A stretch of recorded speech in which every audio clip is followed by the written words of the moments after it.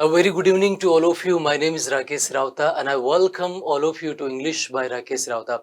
आप सभी लोगों का बहुत बहुत स्वागत करता हूं इस चैनल पे जिसका नाम है इंग्लिश बाय राकेश राउता।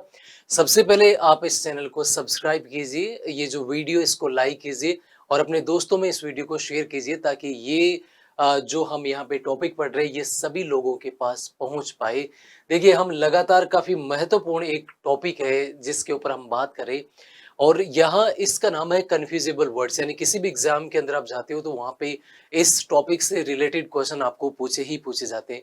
कंफ्यूजन बनी रहती है क्योंकि इसका नाम ही है कन्फ्यूजेबल वर्ड्स। इस कंफ्यूजन को दूर करने के लिए मैं आप लोगों के साथ में हूँ। मैं सारे वो वर्ड्स करवाऊंगा जो एग्जाम के पॉइंट ऑफ व्यू से काफी इंपॉर्टेंट है और आपको निश्चित रूप से यहाँ से क्वेश्चन मिल जाएगा। जिस भी एग्जाम में आप जाओगे निश्चित रूप से आपको क्वेश्चन मिलेगा और फिर आपका आंसर भी क्या होगा, सही होगा। तो अब मैं चलता हूँ सीधे सीधे। ये आपको दो जानकारी हमेशा बताता हूँ।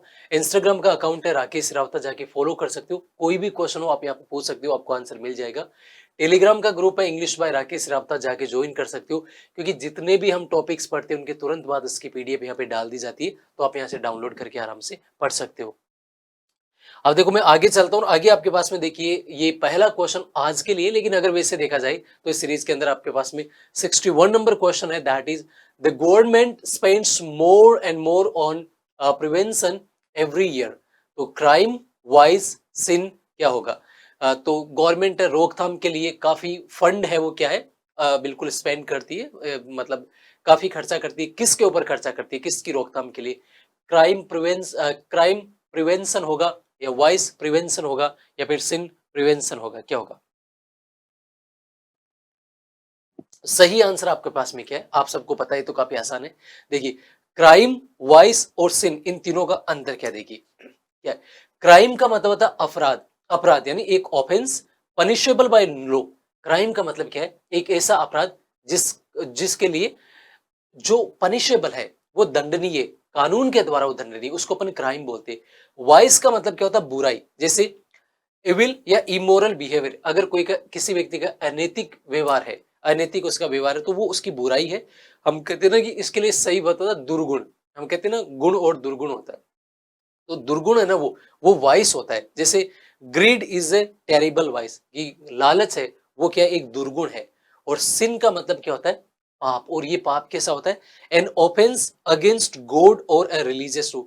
जब धर्म के खिलाफ अगर कोई व्यक्ति कुछ गलत करता है ना, तो वो पाप होता है। अगर ईश्वर के खिलाफ या धर्म के खिलाफ कोई व्यक्ति कुछ गुनाह करता है तो वो सिन होता है। तो याद रखना, गवर्नमेंट ये जो अवगुण या ये धर्म के खिलाफ जो, इनके लिए कोई कुछ नहीं करती गवर्नमेंट, क्योंकि वो क्या है, वो आपको पता सरकार है, इसलिए वो कॉन्स्टिट्यूशन के अनुसार चलेगी। और यहाँ पे क्या है, क्राइम प्रिवेंशन होगा, यानी जो क्राइम को रोकने के लिए, क्राइम का मतलब है ऐसा एक अपराध जिसके लिए सजा मिले, तो क्राइम प्रिवेंशन के लिए हमेशा क्या करती हो, खर्चा करती हो। तो सही आंसर आपके पास में क्या होगा?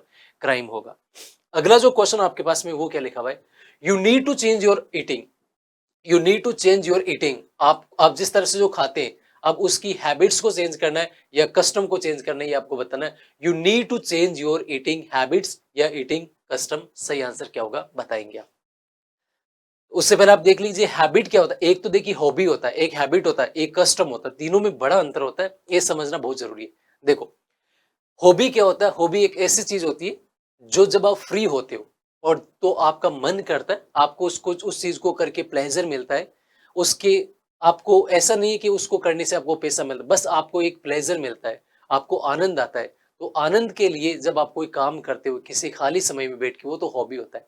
हैबिट क्या होता है कि जब हम किसी चीज को वो लगातार कर देते तो वो अपनी आदत में शुमार हो जाता है, फिर उसको हम करने लग जाते हैं और एक्चुअल में हमें पता ही नहीं होता कि हम वो चीज कर रहे क्या, लेकिन वो हम कर रहे होते। क्यों? क्योंकि वो हमारी हैबिट बन जाती है। हॉबी का पता होता है, हैबिट का पता ही नहीं चलता।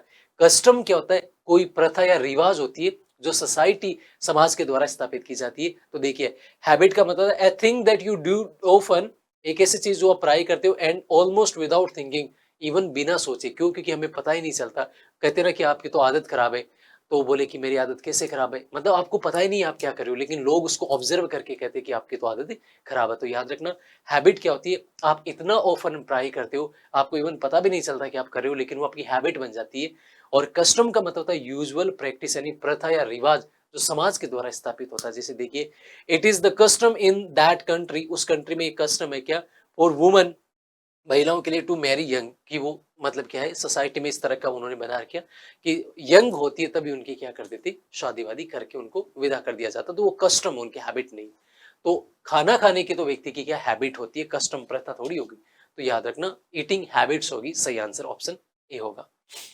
अगले क्वेश्चन पे मैं बढ़ता हूँ। अगला क्वेश्चन आपके पास में, शी इज मिसिंग हर, कि वह मिस करी हर पेरेंट्स आफ्टर देयर डेथ, उनकी मृत्यु के बाद में उनको मिस करी, तो क्या होगा, डिसीज्ड या डिजीज्ड, बताइए क्या होगा, डिसीज्ड या डिजीज्ड। तो देखो याद रखना, अच्छा वो मिस तो अपने बीमार, देखिए पहला जो वर्ड है ना डिसीज्ड, इसका डिसीज्ड होता है, इसका मतलब है मृतक, और दूसरा ना डिजीज्ड, इसका मतलब है बीमार। तो देखो बीमार व्यक्तियों को भी मिस किया जा सकता है, लेकिन लिखा हुआ आफ्टर देयर डेथ, तो इसका मतलब है यहाँ पे मौत वाला ही सही बैठेगा। तो देखिए डिसीज्ड का मतलब होता है मृत यानी डेड, एंड डिजीज्ड का मतलब होता है सफरिंग फ्रॉम अ डिजीज यानी बीमार होना।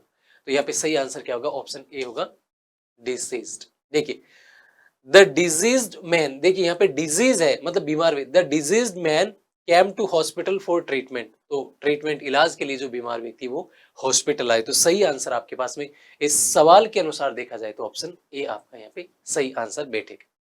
तो इंपॉर्टेंट है, कभी आपको देखना है और देख के आपको इस तरह के क्वेश्चन बनाने, ताकि कहीं पर भी आपकी कोई गलती ना हो। बहुत ही ध्यान से आपको पढ़ना। अगला क्वेश्चन 64 नंबर क्वेश्चन है, आपकी स्क्रीन पे बहुत ध्यान से आपको देखना और बताना इसका सही आंसर क्या होने वाला है। लिखेंगे the plane began its to Heathrow, Heathrow क्या है, ये एक मतलब प्लेटफॉर्म है जो इंग्लैंड के अंदर है। देखिए तो आप बताएंगे यहाँ पे एयरपोर्ट, एक्चुअली एयरपोर्ट आपके पास में ना, एयरपोर्ट कहाँ पे, लंदन में, याद रखना। द प्लेन, जो प्लेन था, बिगेन इट्स, तो वह अब क्या किया, हिथ्रो, अब हिथ्रो पे क्या हुआ, वह उतरा है ना, नीचे की तरफ उतरा। तो देखिए पहला वर्ड है डिसेंट, DECENT, दूसरा है, दूसरा भी आपके पास में डिसेंट है लेकिन DESCENT, और तीसरा भी डिसेंट है लेकिन DISSENT है। तो याद रखना यहाँ पे सही आंसर क्या होगा, जब प्लेन है, जो एरोप्लेन है वो उतरेगा, तो उसके लिए कौन सा वर्ड होगा, याद रखना DESCENT, इसका मतलब है उतरना। जैसे देखिए an action of coming down, किसी चीज का नीचे की तरफ उतरना, इसको बोलते DESCENT, याद रखना। दूसरा वर्ड है DECENT, इसका मतलब तो क्या होता है, इसका मतलब है बड़ा डिसेंट व्यक्ति है, बहुत ही अच्छा व्यक्ति है ना। तो इसका मतलब ऑनेस्ट एंड फेयर, अगर कोई व्यक्ति ऑनेस्ट है, ईमानदार है, फेयर है, तो उसको अपन क्या बोलते हैं, डिसेंट। हम बोलते हैं ना ये व्यक्ति तो बहुत डिसेंट है, तो उसके लिए डिसेंट वर्ड आता है, यानी बहुत प्यारा, अच्छा। तो देखिए everyone said he was a decent sort of guy, हर व्यक्ति ने कहा कि वह एक अच्छे प्रकार का व्यक्ति है। और देखिए DISSENT, डिसेंट का मतलब होता है असहमति यानी डिसएग्री करना। जैसे देखिए voices of dissent began to rise against the authority, जो अथॉरिटी थी उसके खिलाफ असहमति की आवाजें उठना शुरू हो गई। तो याद रखना यहाँ पे तीनों वर्ड्स में याद रखना कंफ्यूजन, एक DECENT डिसेंट है, बहुत वो डिसेंट वाला हो गया, दूसरा आपके पास में DESCENT डिसेंट है, ये उतरना हो गया, और तीसरा DISSENT, इसका मतलब क्या हो जाएगा आपके पास में असहमति। अगला जो क्वेश्चन आपके पास में 65 नंबर क्वेश्चन क्या लिखा हुआ है, her hearing was found to be slightly, तो उसकी जो सुनने की जो क्षमता है वो पाई गई थोड़ी बहुत क्या डेफिशिएंट या डिफेक्टिव। अब देखो दो वर्ड्स आपको दे दिया, एक वर्ड है DEFICIENT डेफिशिएंट, और दूसरा वर्ड है DEFECTIVE डिफेक्टिव। तो पहले देखेंगे, जब मैं बोलता हूं DEFECTIVE डिफेक्टिव का मतलब होता है फॉल्टी यानी खराब, और डेफिशिएंट का मतलब क्या होता है, not having enough of something यानी किसी चीज का अभाव होना, उसको हम बोलते हैं डेफिशिएंट। तो उसकी जो हियरिंग जो कैपेसिटी थी ना, वो हमें क्या मिली गई, अभाव नहीं, वो खराब मिली गई। उसकी जो हियरिंग थी मतलब सुनने की जो क्षमता थी वो थोड़ी बहुत क्या थी, खराब थी। तो सही वर्ड आपके पास में क्या होगा, डिफेक्टिव होगा। डेफिशिएंट का मतलब तो कमी, अभाव होता है। Is taking the diet that is deficient in vitamin A, तो देखिए याद रखना वो एक ऐसी डाइट खा रहा है जिसके अंदर कमी है, किस चीज की कमी, अभाव है, विटामिन ए का क्या है उसके अंदर अभाव है। तो याद रखना सही आंसर आपका क्या हो जाएगा, यहाँ पे ऑप्शन बी हो जाएगा। अगले क्वेश्चन पे मैं बढ़ता हूं, 66 नंबर क्वेश्चन आपके पास में लिखा हुआ है, if you existence of goodness how can you believe in evil, तो यहाँ पे आंसर क्या होगा बताना।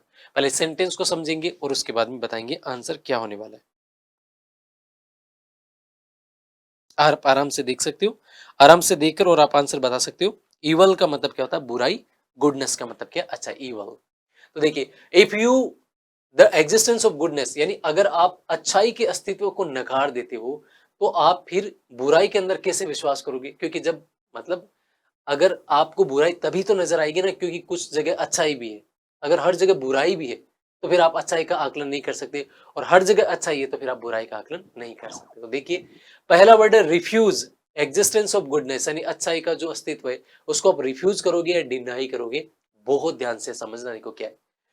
डिनाई का मतलब क्या होता है, somebody declares that something is untrue, कोई व्यक्ति ये घोषित करता है किसी चीज की सत्यता को नकारा जाता है या अस्वीकार किया जाता है, उसके लिए डिनाई शब्द होता है। और दूसरा रिफ्यूज का मतलब क्या होता है, किसी चीज को ना कहना। जैसे कोई व्यक्ति आपके पास में आया और उसने कहा कि मुझे ये चाहिए, तो आप उसको रिफ्यूज करोगे, आपने उसको ना कह दिया। He refuse to discuss the matter, उसने इस मैटर के ऊपर डिस्कशन करने के लिए रिफ्यूज कर दिया कि भाई इस मैटर के ऊपर हम कोई बहस नहीं करेंगे, ना कहना। लेकिन जब कोई चीज सत्य है या असत्य, उसके अस्तित्व के बारे में कहा जाता है ना कि उसकी अस्तित्व को स्वीकारा या नकारे जाने की बात की जाए तो डिनाई शब्द होता है, नकारने के लिए डिनाई होता है। तो हम अच्छाई के अस्तित्व उसको यहाँ पे ना नहीं करें, हम उसके आप कह रहे हैं ना कि अगर आप अच्छाई के अस्तित्व को नकार दोगे तो फिर आप मतलब बुराई के अंदर कैसे विश्वास करोगे। तो यहाँ पे सही आंसर डिनाई होगा, क्योंकि डिनाई का मतलब है किसी चीज की सत्यता को, वो चीज सही है या नहीं उसकी सत्यता को नकारना डिनाई होता है, याद रखना। अगला जो आपके पास में क्वेश्चन है वो 67 नंबर क्वेश्चन है, और ये क्वेश्चन आपके पास में काफी इंपॉर्टेंट है। आई मेट, अब MET है वो थोड़ा गलती से बेचा है तो आप थोड़ा सा इसको MET, ये आपके पास में शब्द क्या लिखा होता है, ये MET मेट, वो मीट की सेकंड फॉर्म है। तो ये यहाँ पे आपके पास में क्या है, ई है। I met a woman with several children, तो मैं एक ऐसी महिला से मिला जिसके काफी बच्चे, वो बच्चे कैसे थे। अब बताओ ऑप्शन एक डिपेंडेंट या डिपेंडेंट, आंसर क्या होगा। तो देखो पहला जो वर्ड है ना DEPENDENT, ई वाला है ना, ये एडजेक्टिव होता है, विशेषण होता है, और इसका मतलब है नीडिंग समबडी या something in order to survive, यानी आश्रित होना। हम कहते हैं ना मैं उस पर आश्रित हूं, तो वो एडजेक्टिव है डिपेंडेंट।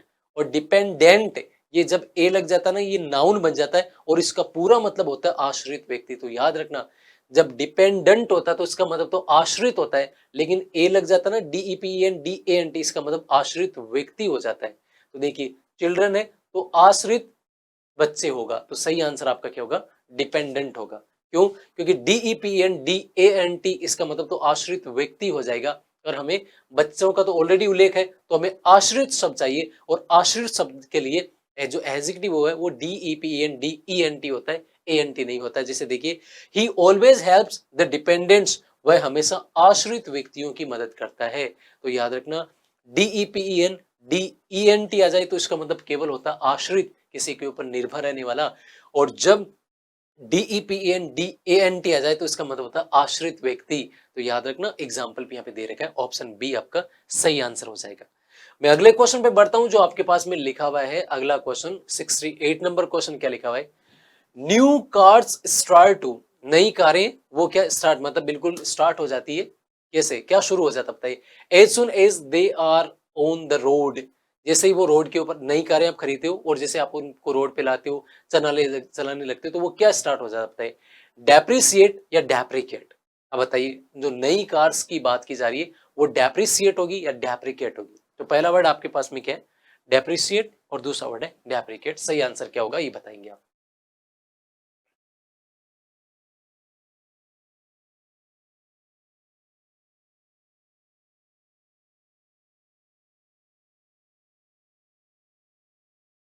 देखिए जो वर्ड आपके पास में लेकर है डेप्रिसिएट, DEPRECIATE, डेप्रिसिएट का मतलब होता है टू रिड्यूस द वैल्यू और to become less valuable over a period of time, यानी किसी चीज की वैल्यू है वो बिल्कुल क्या घट जाना, या कोई चीज है वो कम क्या वैल्यूएबल बन जाना समय के चलते, इसका मतलब ये है।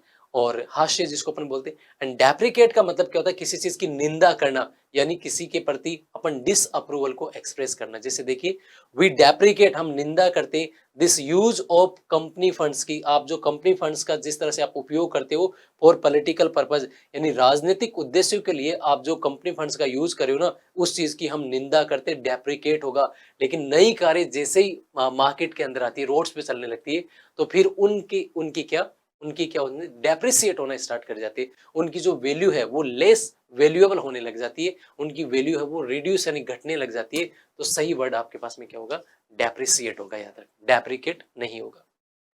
अगला जो क्वेश्चन आपके पास में ये 69 नंबर क्वेश्चन है, this dot dot dot can be served straight from the refrigerator. इस चीज को तो है, अब ये क्या है वो तो आप देखेंगे, सीधे सीधे मतलब फ्रिज से लाके और आप डिस्ट्रीब्यूट कर सकते हो या इसको सर्व कर सकते हो, परोस सकते हो। तो देखिए, DESERT डेजर्ट और DESSERT डीजर्ट, दोनों में अंतर क्या है बताएंगे आप। देखिए, अब बिल्कुल आराम से देखेंगे और आंसर बताएंगे कि आंसर यहाँ पे क्या होने वाला है।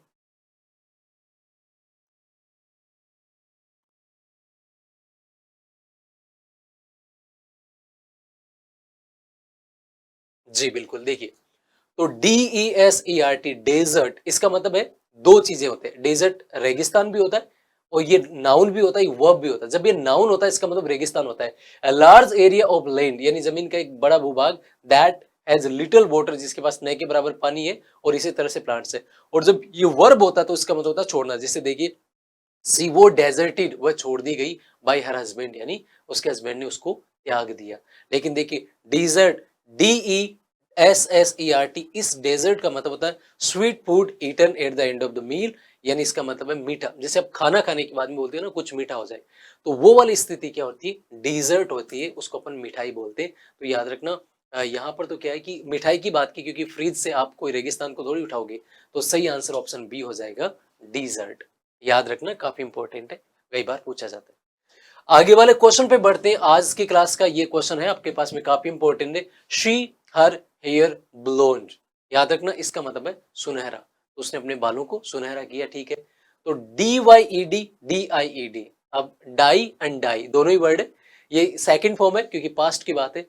DYE डाई का मतलब तो क्या होता है, रंगना या अपने बालों को कलर करना, हम डाई कहते हैं ना, डाई करवाई। एंड DI ये सबको पता है, टू स्टॉप लिविंग यानी मरना। जैसे ही डाइड लास्ट वीक, यानी लास्ट वीक उसकी क्या होगी, डेथ होगी। तो यहाँ पे बालों की बात की जाती है, इसे DYED सही आंसर रहेगा। तो आज की क्लास में हमने काफी इंपॉर्टेंट क्वेश्चंस के ऊपर बात की और कंफ्यूजेबल वर्ड्स को शामिल करके आपको बताया कि किस तरह से अंतर होता है, आपको याद रखना है। ये क्लासेस काफी महत्वपूर्ण है। आपको इस वीडियो को लाइक करना, अपने दोस्तों के साथ शेयर करना है और वीडियो आपको कैसा लगा ये बताने के लिए आप कमेंट सेक्शन में जाके कमेंट कर सकते हो। फिलहाल मैं आप लोगों से अभी इजाजत चाहूंगा, मिलूंगा कल की क्लास में। तब तक के लिए आपको बहुत बहुत नमस्कार।